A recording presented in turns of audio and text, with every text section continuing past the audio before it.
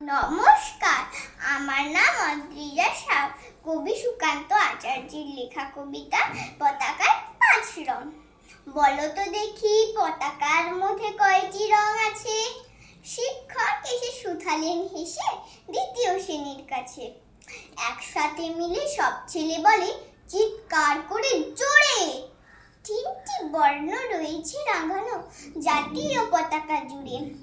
শ্রেণীর পিছনে বেঞ্চের কোণে শিশু ছিল এক বসে। পতাকার মাঝে 5 রং আছে, বলল সে মৃদু ভাষে। কথা শুনে তার বাকি শিশুগণে হেসে খায় লুটোপুটি। শিক্ষক রেগে বলেন হেঁটে, বোঝাও কি করে 5টি।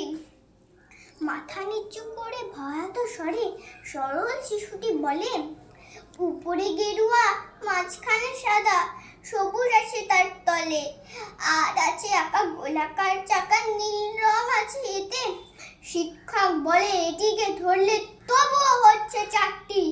অবোধ শিশুটি বলল তখন রং আছে আর এক। লাল লাল চোখ দাগ দেখা যায় ওই পতাকার মাঝে।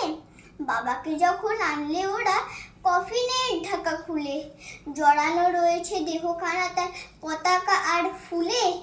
রক্তের দাগে ছিল লাল ছোপ ওই পতাকার মাঝে। এই নিয়ে মোট হলো 5টি, এবার তো ঠিক আছে। সরল শিশুটি জবাবখানি কাঁপিয়ে দিল বুক, অশ্রু এলো নয়ন ভরে, শুকনো হলো মুখ।